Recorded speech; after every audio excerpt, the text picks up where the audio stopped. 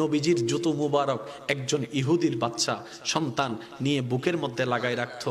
একটা দিন যখন নবীজির রহমাতুল লিল আলামিন খবর পেয়েছেন ও ছেলেটা অসুস্থ, নবীজি সবকিছুকে ফেলে ওই ছেলেকে দেখার জন্য চলে গিয়েছেন। সুবহানাল্লাহ। যাওয়ার পরে নবী বুঝতে পারলেন তার আর দুনিয়ার ভিসা বেশিক্ষণ নাই। রবের কাছে দোয়া করলেন, ও আল্লাহ, আমাকে মহাব্বত করে আমার জুতা নিয়েছে, আমাকে মহাব্বত করে আমার জুতা বুকে নিয়েছে। জগৎ যখন জানবে নবীর জুতা বুকে নেওয়ালা জাহান্নামে চলছে, জাহান্নামের আগুনে জ্বলছে, আল্লাহ, এটা তো আমার ইজ্জতের ক্ষতি, এতে তো আমার ইজ্জতের ক্ষতি। তুমি না বলেছো ওয়ারাফানা লাকা যিকরাক, তুমিই তো বলেছো ওয়ালা সাওফা ইউতিকা রাব্বুকা ফাতারতা, তুমি তো আমাকে বলেছো ওয়ামা আরসালনাকা ইল্লা রাহমাতাল লিল আলামিন। নবীজি যখন রবের কাছে ফরিয়াদ করলেন, রব দোয়া কবুল করলেন। আল্লাহ তাআলা রাসূলকে নির্দেশ দিলেন, আপনি ওকে কালিমা পড়তে পড়েন। সে কালিমা পড়তে দেরি, ইন্তেকাল হতে দেরি হবে না, ইন্তেকাল হতে দেরি, জান্নাত দিতে দেরি হবে না। সুবহানাল্লাহ।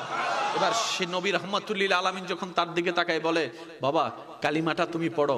সে বাবার দিকে দেখে, আত্মীয়র দিকে দেখে, নবীর দিকে দেখে। তার বাবা বলে, এত দেখা দেখির দরকার কি, উনি যা বলছে তুমি তাই পড়ো, উনি যা বলছে তুমি তাই পড়ো। নবী কালিমা পড়ালেন, ইসলামে আনলেন, এদিকে রূহ চলে গেল। নবী বলে, জান্নাতি দেখতে চাও, উনাকে দেখো। নবীর প্রেম অন্তরে যখন জেগেছে, এবার তার আস্তে আস্তে ইসলামের প্রতি ভালোবাসা জাগতে আছে। কিন্তু ধর্মটা তার এটা নয়, অন্য ধর্মের পরিবেশ, অন্য ধর্মের সমাজ, অন্য ধর্মের আত্মীয়। হঠাৎ করে ইসলাম ধর্মে আসা যায় না। করবে তো করবে কি, করবে তো করবে কি।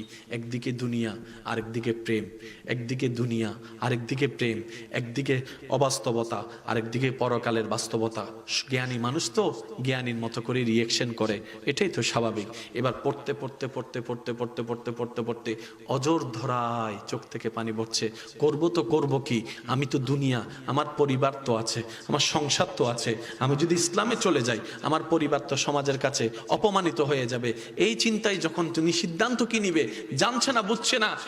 ঘুমায় যখন গিয়েছেন, তকদির খুলে গিয়েছে। নবী রাহমাতুল লিল আলামিন স্বপ্নের মধ্যে তশরিফ এনেছে। সুবহানাল্লাহ। আর নবী বলছেন, মান রাআনি ফিল মানাম, যে আমাকে স্বপ্নে দেখলো সে সত্যি আমি নবীকে দেখলো, সে সত্যি আমি নবীকে দেখলো। কারণ শয়তান আমার রূপ ধারণ করতে পারে না, আল্লাহ শয়তানকে সেই ক্ষমতা দেয় নাই। নবী ওনার স্বপ্নের মধ্যে এসে বলে, আমার প্রেমে এমন বেবুর হয়েছে, কালিমা নসিব করা ছাড়া তো তোমার আর কোনো উপায় নাই। জান্নাত তোমাকে ডাকছে, জান্নাত তোমাকে ডাকছে, আল্লাহর রহমত তোমাকে ডাকছে। নবী ওনাকে স্বপ্নের মধ্যেই কালিমা পড়াই দিলেন। কিছু জিনিস নষ্ট হয় না জানেন ভাই, আল্লাহর জন্য নবীর জন্য যা করবেন